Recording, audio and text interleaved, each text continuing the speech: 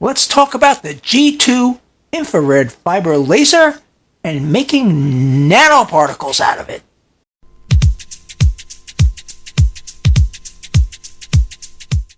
And if you've seen, I've been posting videos on some of my progress with the G2 fiber laser.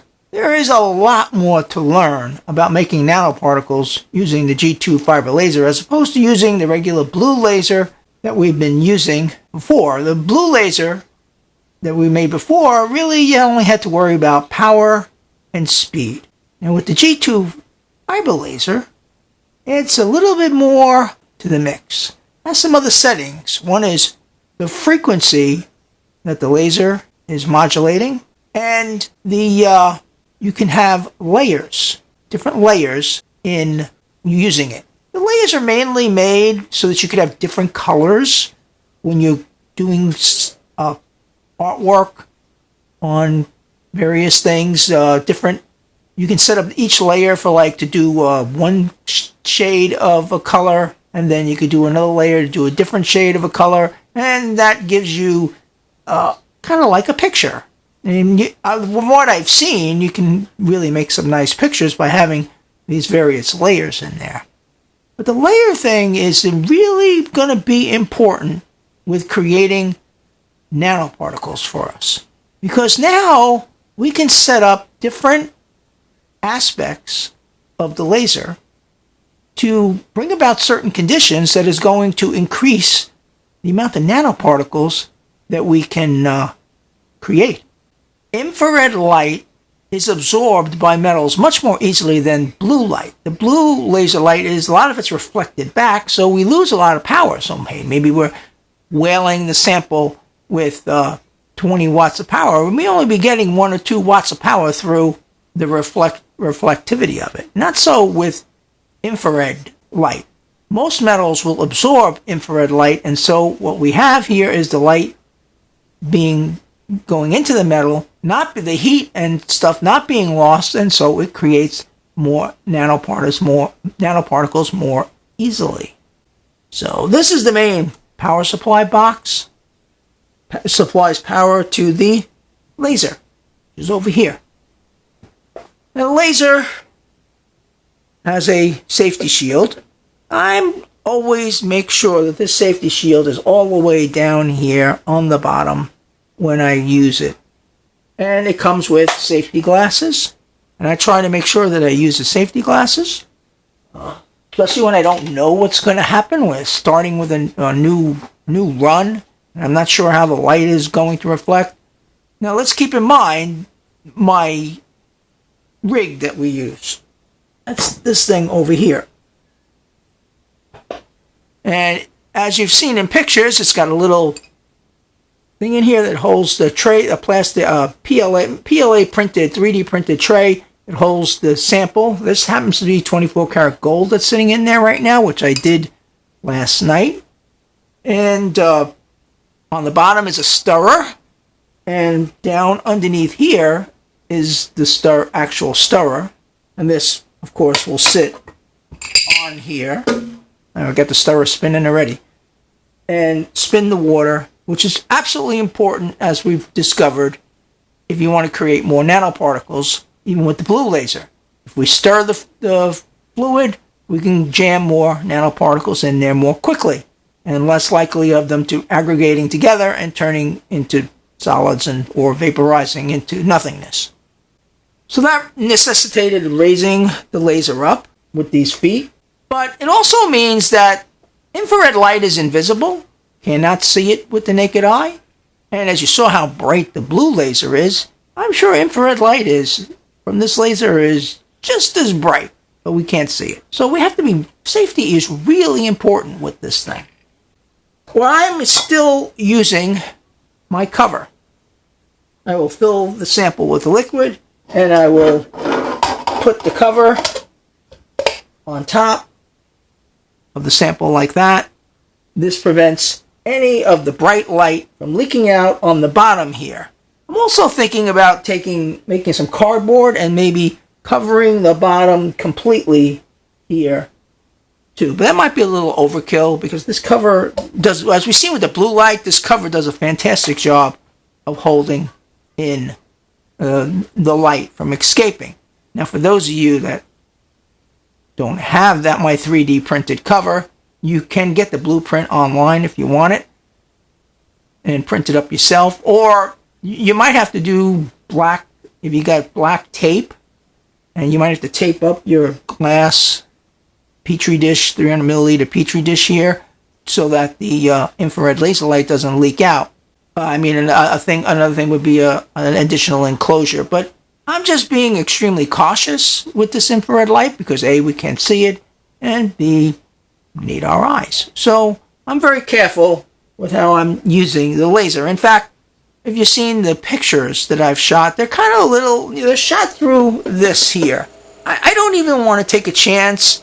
Supposedly this cover comes off and you can just use the glasses for it to make your metals. But I am not so sure I even want to take that chance. I would much rather leave the cover on, use the glasses when I need to, just in case. Like if I'm really taking a really close look at the sample through this cover to see if it's actually working or not. And so careful is always good when dealing with lasers. And because it's not a regular setup, we're not looking at a regular level. Let's just take the card and whatever it is we're gonna engrave and put it on this thing here, which then is sitting flat against the desk. It's not lifted up, and the cover comes down.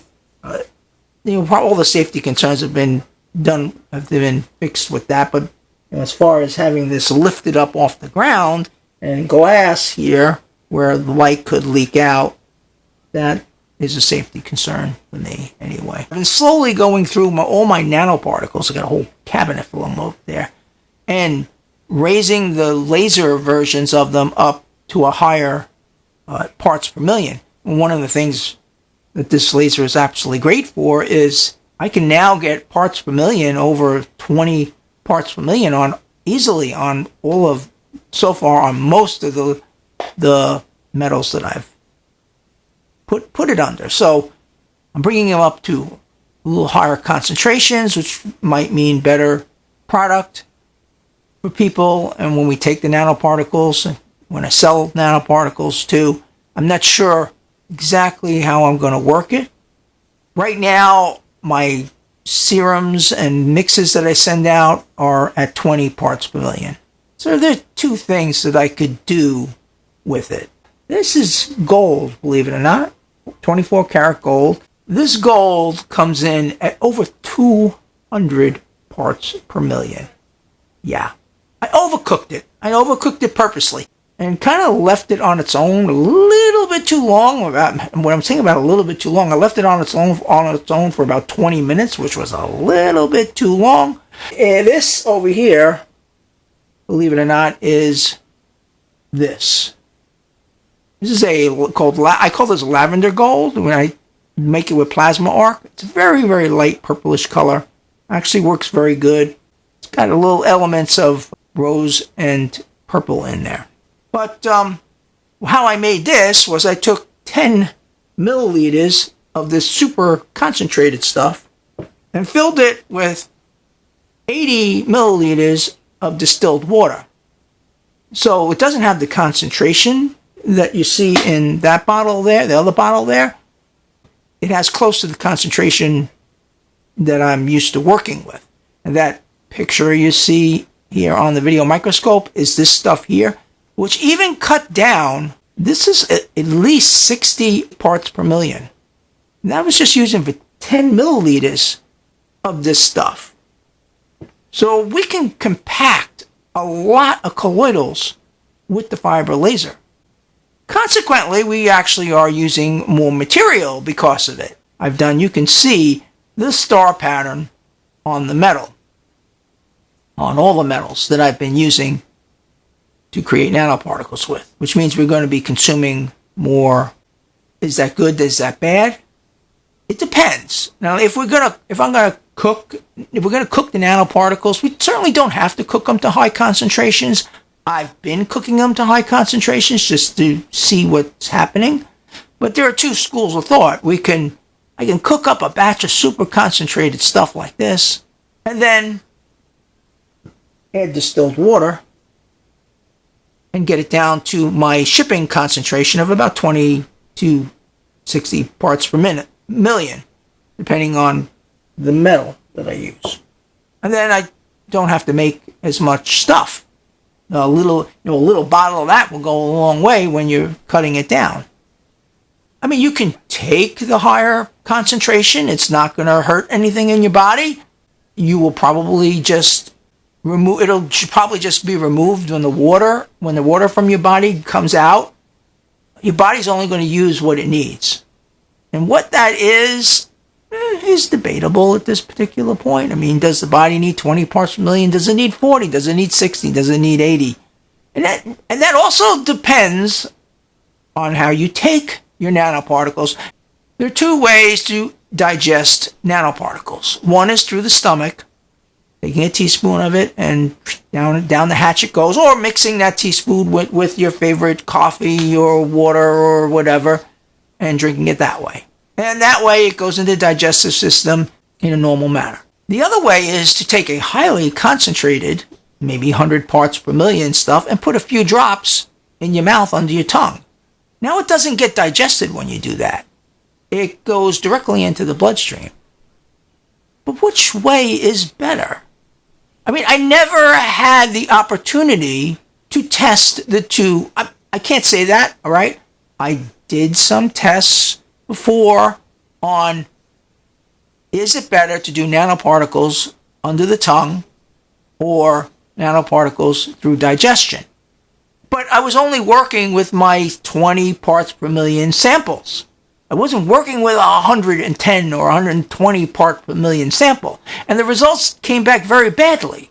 The people who I asked them to switch from taking their stuff that they loved, the Forever Serum that they loved so much, and instead put it in their nasal spray. I gave them Forever Mix nasal spray, and I said, let's use the spray the stuff up your nose instead of drinking it. Well, they had terrible results from the whole thing. So the project kind of got shelved, and I'm like, well, perhaps digestion plays a really important part in how these nanoparticles circulate around in your body. Now, since I'm now able to create high concentrated nanoparticles, that opens up more ideas of more testing. Is taking a small amount of a high concentrated parts per million better than taking a lower amount through digestion? And this is something I'm going to have to test out. I'm going to have to send out small amounts in eyedropper bottles or whatever of high concentrated nanoparticles and have people try it and see what happens. According to the AI, it could go either way. It really depends on how the body is utilizing the nanoparticles. It may wind up that the best thing is both ways. Whoa, what do you do then? Right? Now you have to take the nanoparticles through the mouth in order to get the digestive benefits from it, or you put a couple droppers or nasal spray in your mouth to get the benefits that it's going to be going directly into your bloodstream and not going through digestion. Well, now we got two ways of taking nanoparticles, but it'll be interesting to see how those tests fan out, which is going to take time. I'm still working on the settings of the G2 laser. Now, case in point was the gold, 14 karat gold. I was doing great with 14 karat gold with all the metals. I did about 5 or 6 metals: magnesium, platinum. There's a couple of you guys, V, I think, and who's always after platinum. He wants to know what's going on with platinum. Well, here's platinum here at about 80 parts per million. It's a dark, you can see it's a dark amberish color. And platinum, normally when I do it in plasma arc, is a light amberish color. And this also, it can be diluted down to 20 parts per million. It's amazing how compact the fiber laser makes these nanoparticles. It's almost like it jams them into a zip file. and because there's not enough room in the fluid to fit them.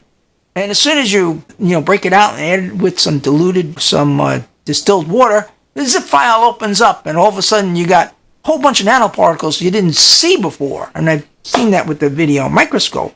What looks like a high concentration of stuff, like say around 60 or 70 parts per million, is actually over 100 parts per million.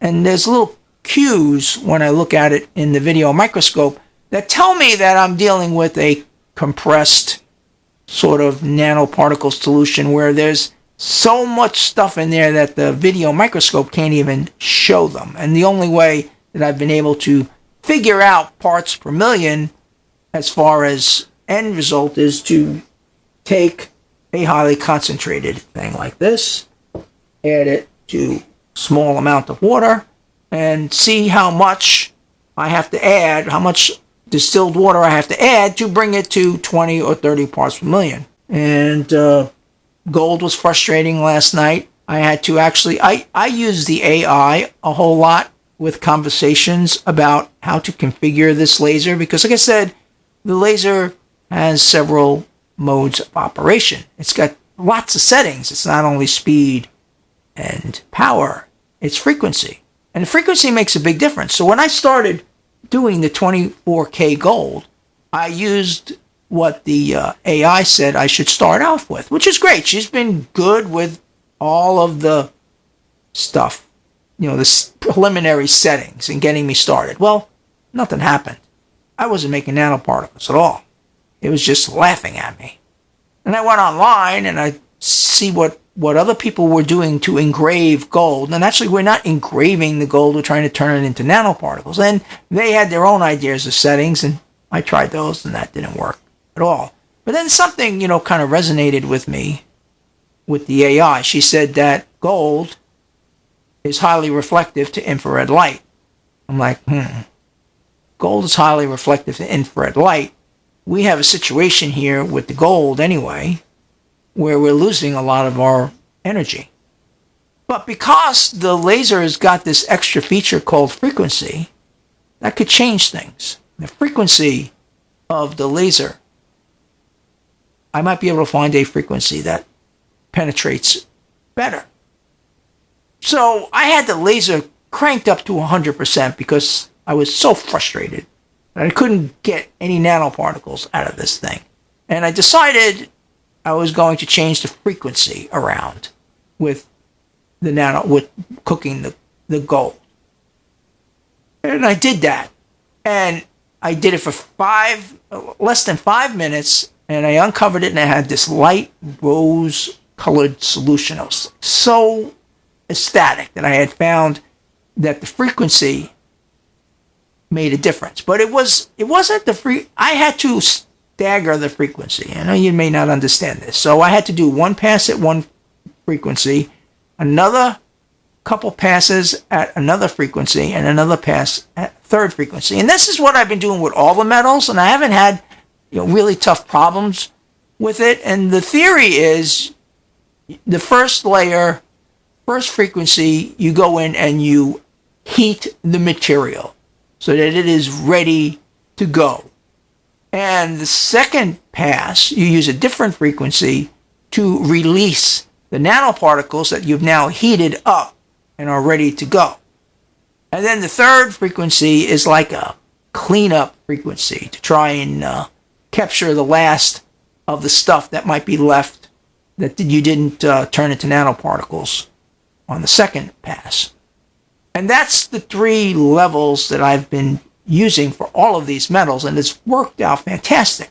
I mean, when I was doing a single layer, single method, one frequency, nothing happened. I started with stainless steel, if you saw. And my first test with stainless steel, I used a single layer. I said, well, we don't need this layer stuff, right? I used a single layer and nothing actually happened. I was like mystified. I was wondering, gee, is this laser even working? So, I put the settings in, and they give you these black cards. They're aluminum business cards, and I stuck this underneath the laser, and as you can see, it etched quite cleanly right into the aluminum, telling me that, well, hey, the laser was actually working, but we're not making nanoparticles. Why aren't we making nanoparticles? That was a whole nother investigation, which then I realized about these layers and how we have different colors.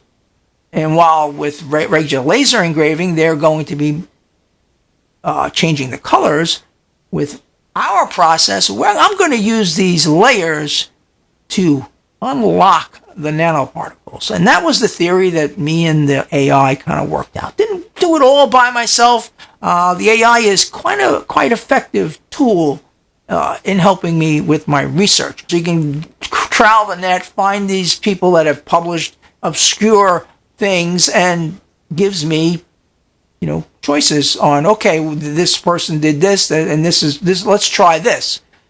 The AI was actually kind of upset when I went back to her and I said, listen, your settings didn't work. I mean, really, she didn't take that too well. I guess I have to be a little bit more careful when I'm talking to her. She's been so good to me and stuff. She's like, what do you mean it didn't work? It was like she was shocked. And I explained what had happened. And then, by that point, with the gold, I had figured out the frequency trick. Lowering the frequency really low on the first pass enabled me to heat up the metal enough so that when we did the second pass, the nanoparticles were released. But anyway, she took that information and we came up with a different plan. So I put that nice light rose color sample I had back in the laser. I set it for 20 minutes, which I should never have done. But I did, because that was really how long I've been cooking the other samples. And I figured, well, we'll see what happens. And when I opened up the rig and found I had these dark purple stuff, I'm like, uh-oh, what happened? So I had conversations with the AI, and she used too much power. And yes, I cranked the thing up to 100% when I was using 30 and 40 and 50% before. But I wasn't getting anywhere, and I was very frustrated. I just wanted to see if we could make the nanoparticles. As time goes on, I will release shorts or long videos on the progress of making nanoparticles with the fiber laser. I'm sure I'm going to discover lots of things that I didn't know before. I'm going to end it here, and I'm sure I'm going to talk to you guys soon. And I hope you don't mind the length of this video. I just had a lot of little things I wanted to discuss on the laser, and so you'll have to watch a little bit longer.